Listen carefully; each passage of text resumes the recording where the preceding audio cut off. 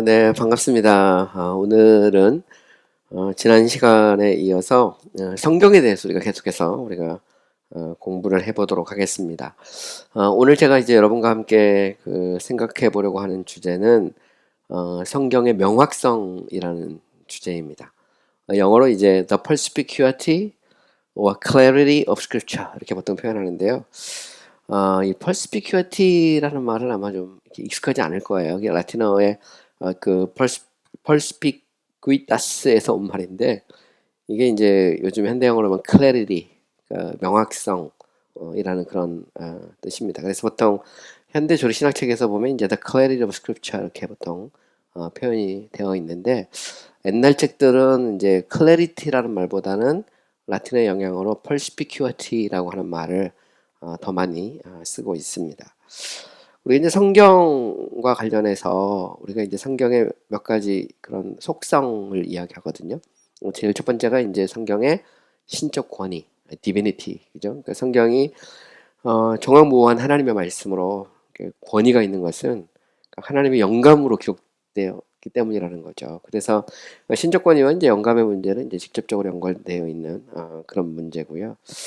그다음에 이제 두 번째는 이제 성경의 이제 완벽성 혹은 아니면 이제 충족성이라는 그런 교리가 있어요. 그러니까 성경이 이제 그 신적 권위를 가지고 있는 정확무오한 하나님의 말씀이라면, 그럼 이제 성경은 그 전통이나 혹은 아니면 어떤 교회의 그런 그 해석이 없이도 그 자체로 혹은 아니면 도움이 없이도 그 자체로 완벽하다 혹은 아니면 이제 충분하다라는 그런 교리입니다. 이거는 이제 하나님의 성품하고도 관련이 있죠. 하나님이 이제 완전하신 분이기 때문에 완전하신 하나님이 성경을 기록했다면 그 성경은 완전할 수밖에 없다라는 그런 의미이고요. 이거는 이제 요즘 현대 신학, 특히 좀 보수적인 이제 신학에서 다룰 때는 완전성 혹은 완벽성이라는 그런 표현보다는 충족성이라는 표현을 가지고 이렇게 쓰고 있어요. 그래서 웨인 그루덤의 책에 보면 성경의 충족성 이렇게 표현이 되어 있거든요. 그건 이제 왜냐하면 완전이라고 하는 개념이 좀 요즘에 현대인들에게 좀 약간 좀 거리감이 느껴지는 그런 개념인 것 같아요. 하지만 이제 좀 전통적인 책에 보면 이제 완전성과 충분성이라는 말이 이제 같이 나와요. 성경은 완전하다. 왜? 하나님이 완전하기 때문에. 그러므로 당연히 그 성경은 우리가 신앙과 행습에 필요한 그런 규칙에 있어서 충분할 수밖에 없다는 그런 말이거든요. 이거는 이제 당시 로마 카톨릭과의 그런 어떤 갈등 혹은 아니면 로마 카톨릭과의 어떤 싸움의 과정에서 좀 더 체계화된 그런 교리이기도 해요. 왜냐하면 성경이 이제 완전하거나 혹은 충분하지 않기 때문에 당연히 전통이 필요하다 이렇게 주장을 하게 된 것이거든요. 이거는 사실 좀 멀리 보면 바리새파의 성경관하고도 같아요. 바리새파들은 하나님께서 모세를 통해서 주신 이런 기록된 말씀으로서의 성경뿐만 아니라 구전 전승으로 내려온 말씀이 있다는 거거든요. 이제 그게 이제 소위 말하는 탈무드인데, 바리새파 유대교들은 이제 성경과 탈무드를 동일한 권위로 뒀죠. 근데 여기 대해서 이제 예수님은 장로의 유전과 성경을 이렇게 구분하셨어요. 그래서 구약 39권 이 성경과 장로의 유전인 쉽게 말하면 탈무드는 동등한 권위일 수 없다는 겁니다. 이런 면에서 보면 이제 당시 이제 바리새파 사람들은 성경의 완전성, 충분성을 인정하지 않은 거죠. 왜냐하면 그 자체로 완전하지 않으니까 장로의 유전이 탈무드가 필요하다고 주장한 건데, 근데 재밌는 건 이제 로마 카톨릭도 이제 그렇게 주장을 한 거죠. 그것도 물론 뭐 다는 아닙니다. 우리가 이제 이미 공부를 했던 것처럼 하버드 대학의 이제 역사신학자였던 이제 하이커 오버만이라는 사람이 중세 신학을 이렇게 연구했거든요. 중세를 연구하면서 전통과 성경과의 관계는 이제 전통 1, 전통 2, 그러니까 이걸 두 개를 이제 구분했어요. 전통 1이라는 것은 뭐냐면 전통 자체를 거부하거나 혹은 아니면 부인하는 건 아니고 성경의 절대적 권위 아래 전통도 보조적인 측면에서 이제 도움을 줄 수 있다. 이제 이런 정도의 입장이거든요. 이게 이제 토마스 아퀴나스나 둔두스커스 이런 사람들의 이제 견해죠. 반면에 이제 중세에서도 보면 이제 전통 2도 있어요. 이 전통 2는 이제 바리새파적인 성경관 전통하고 좀 비슷하죠. 그래서 성경의 부족한 부분을 전통이 채워야 된다는 거예요. 이런 면에서 보면 성경이 이제 완전하지 않고 충분하지 않기 때문에 전통이 필요하다는 말이죠. 이게 이제 이 전통 2의 입장인데, 여기 대해서 이제 종교개혁자들, 특별히 이제 후기 종교개혁자들은 이게 말이 안 된다. 그래서 성경은 완전하고 충분하다. 이런 이제 교리를 수립하게 된 것이죠. 그다음에 이제 성경의 명확성이라고 하는 것은 역시 이제 같은 그런 노선에 서 있어요. 성경이 완전하고 충분하기 때문에 성경은 당연히 명확해야 된다는 겁니다. 이 말은 무슨 얘기냐면, 하나님이 신적 권위로 주신 말씀인 성경이 명확하지 않고 애매하잖아요. 애매하면 그러면 이제 뭔가 좀 이걸 해석도 해줘야 되고 뭔가 도움이 필요하다는 거거든요. 근데 당시 이제 로마 카톨릭이 그렇게 주장을 했어요. 그러니까 성경의 완전성 혹은 충족성에 대해서 이제 부인하면서, 당연히 이제 같이 등장한 것 중에 하나가 뭐냐면 성경은 명확하지 않다는 겁니다. 그래서 교회의 도움이 반드시 필요하다는 거거든요. 그래서 결국 성경의 명확성과 성경의 완전성, 충족성의 교리는 서로 이렇게 연결이 돼 있는 거죠. 뗄래야 뗄 수 없는 그런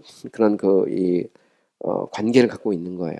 이거는 이제 우리 종교개혁자들이 말하는 이제 솔라 스크립트라, 오직 성경이라는 개념이 이제 어떻게 표현이 될 것이냐 할 때, 이제 그 종교개혁자들과 후기 종교개혁자들은 이것을 좀 더 확대해서 성경의 신적 권위, 성경의 완전성 혹은 충족성, 그리고 성경의 명확성, 이렇게 구별해서 설명을 한 거예요. 이것을 또 다른 말로 이제 성경의 속성들, 이렇게 표현하기도 합니다. 성경의 속성이라고도 표현하기도 하는데, 이거는 이제 결국 이제 오직 성경이 뭐냐, 우리가 오직 성경 그러면 우리는 이제 성경밖에 없다, 오직 성경이라는 게 그럼 뭐냐라고 말할 때, 이 의미를 신적 권위, 완전성 혹은 더 나아가서 명확성, 이렇게 펼쳐 설명을 한 겁니다. 이거는 또 다른 말로 신학의 그 인식론적 원리, 유일한 인식론적 원리가 성경이라고 말할 때 그것의 의미가 뭐냐, 이제 그거를 이제 설명하는 개념이 바로 이제 여기 나오는 신적 권위, 완전성 혹은 충족성, 그다음에 성경의 명확성이라는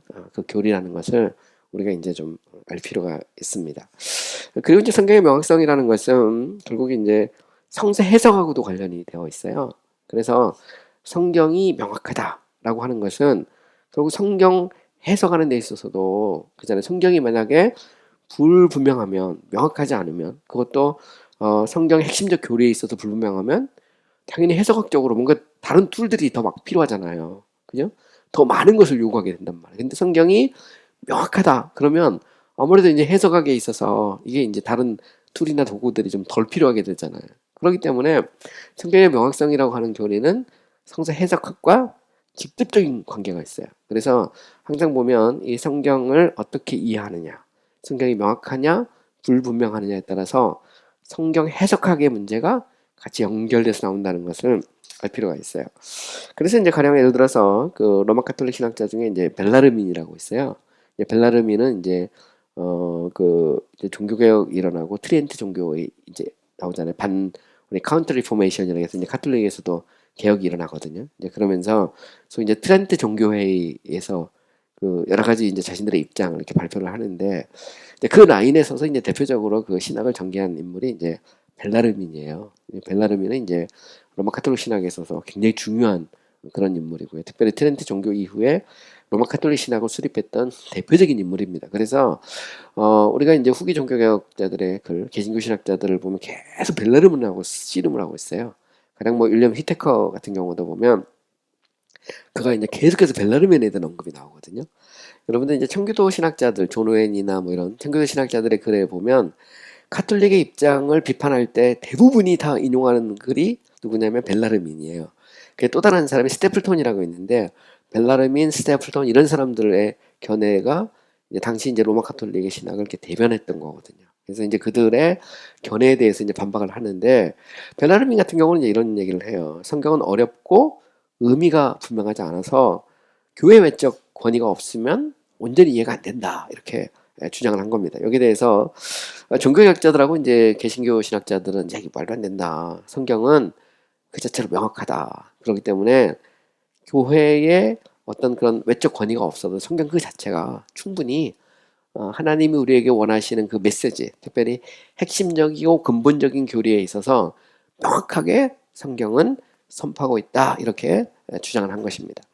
또 이제 성경의 명확성의 교리는 이렇게 로마 카톨릭의 도전도 있었지만 당시 보면 이제 그 아르미니우스, 그러니까 아르미니안주의와 그리고 소시니안주의, 파우스트 소시누스 같은 사람들이 17세기 이제 중반에 가면 이제 알미니우스 같은 경우는 신앙의 그런 근본적인 그런 그 조항들, 그래서 이 말은 무슨 얘기냐면 교회가 전통적으로 받아들였던 그런 그 핵심적 교리들 있잖아요. 가령 예를 들어서 뭐 우리가 예정론 같은 경우는 전통적으로 보면 칼빈이나 루터나 이런 종교학자는 절대예정이거든요. 절대예정인데 알메니우스 같은 경우는 조건적 예정을 주장했단 말이에요. 그죠? 또 뭐 조금 더 위쪽으로 올라가면 신론 같은 데 보면 전통적 신관에서의 그 신관은 하나님은 전능하고 전지하고 영원하고 편지하다는 거예요. 근데 알미니우스 같은 경우는 이런 데에 대해서 의문을 품었어요. 알미니우스는 하나님은 전지하고 전능하고 영원하고 편지하지 않다라고 생각했어요. 이 개념을 나중에 수정하거든요. 왜냐면 하나님이 세상을 만들 때 자기를 제한했다고 그래요. 리미트. 그래서 하나님은 더 이상 전지를 포기하는 거예요. 그러니까 하나님이 모르는 게 있어. 능력도 마찬가지죠. 하나님이 더 이상 전능하지 않아. 이 말은 무슨 얘기냐면 인간이 자유의지로 뭘 안 하면 하나님도 어쩔 수 없는 뭔가 생기는 거예요. 또 하나님도 모든 곳에 다 계시지 않고 안 계신 것도 있어. 하나님이 눈을 감아야 되는 것도 있다 이 말이에요. 안 보고. 그리고 시간관념에 있어서 마찬가지로 하나님이 영원하냐 할 때 하나님은 영원하지만 스스로가 하나님이 시간 속에 자기를 가두는 거죠. 그래서 시간에 의해서 영원히 영향을 받는 이게 이제 알미누스의 신관이거든요.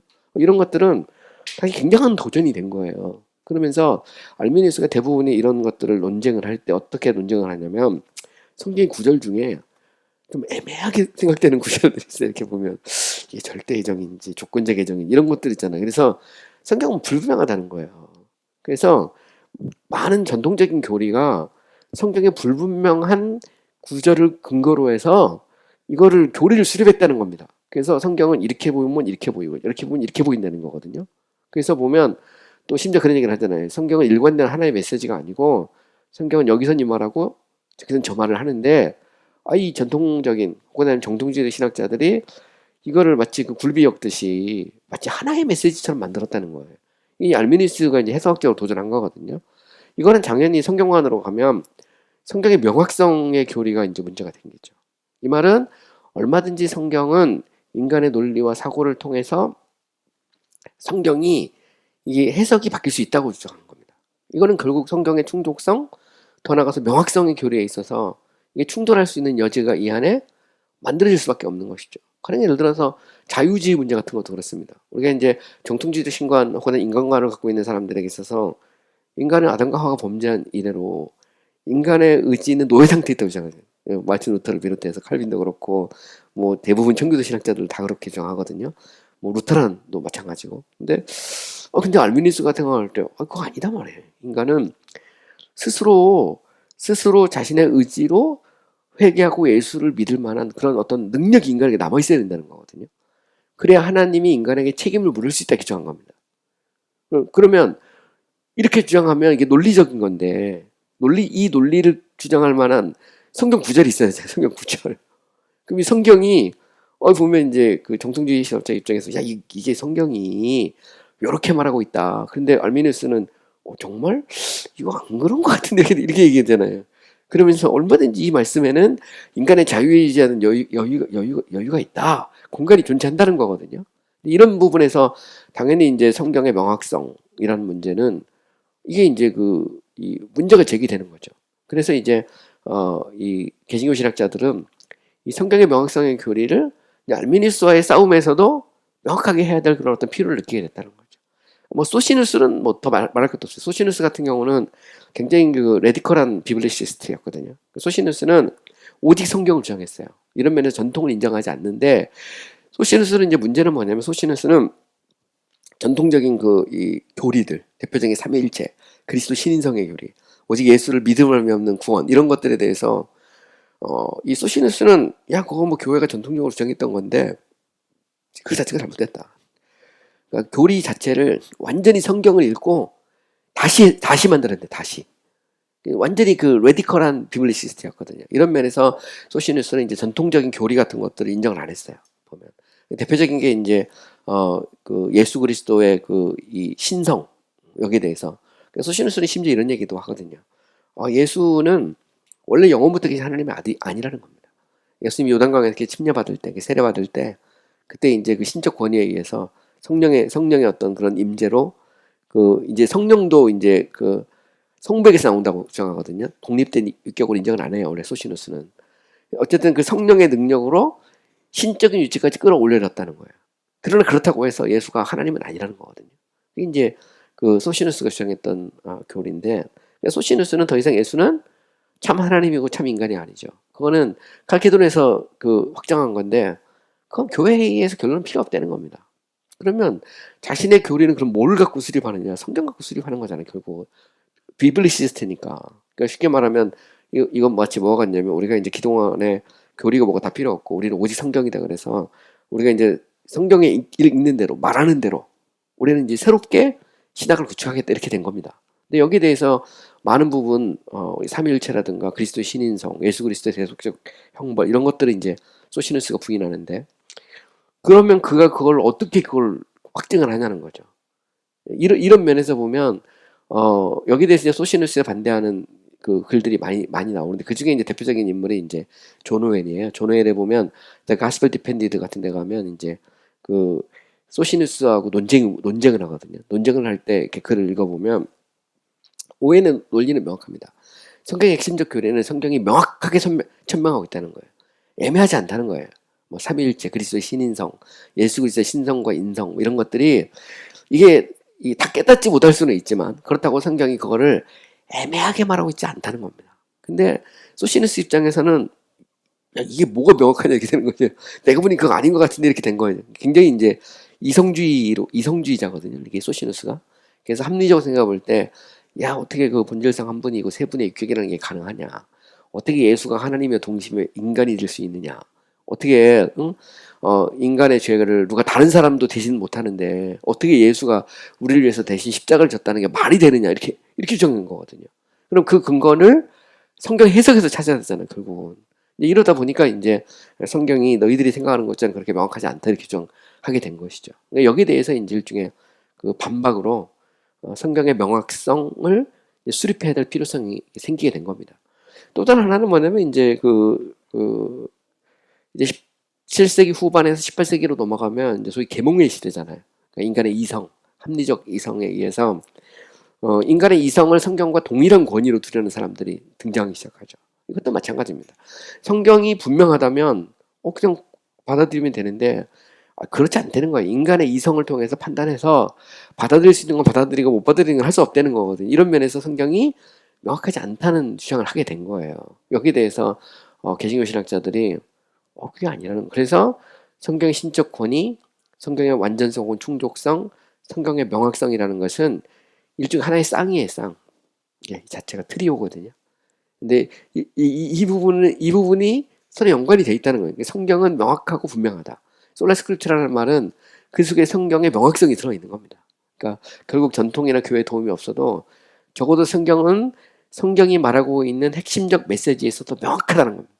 그리고 그것을 우리는 뭐 알 수 있다는 거예요. 심지어 공부를 안 한 사람이든 혹은 공부를 많이 한 학자든 뭐 심지어는 뭐 그 어떤 청소년들이든 아니면 뭐 어른이든 누구든 읽으면 이 속에서 심지어 어린이까지라도 얼마든지 그 속에서 그 성경이 말하는 핵심적 진리를 알 수 있다는 거죠. 이런 면에서 이제 성경은 명확하다는 겁니다. 물론 이것은 그렇다고 해서 전통이 필요 없다 그런 말은 아닙니다. 여기서 말하는 전통원을 얘기하는 거죠. 그래서 종교개혁 신학과 개신교 신학은 전통원이 들어오는 겁니다. 이렇게 보면 자연스럽게. 그래서 성경의 절대적 권위를 주장하면서도 전통이라는 것은 보조적으로 그것도 하나님께서 오랜 역사 동안 교회 역사를 통해서 수립하고 체계화되고 교회를 지킨 그런 그 핵심적 진리거든요. 이런 면에서 보면 얼마든지 그것들이 우리에게 이제 도움이 되고 또 큰 역할을 한다라고 주장을 한 건데 어쨌든 성경의 명확성은 이런 그 정황 속에서 나온 거죠. 로마 카톨릭, 그 다음에 더 나가서 이제 알미니우스,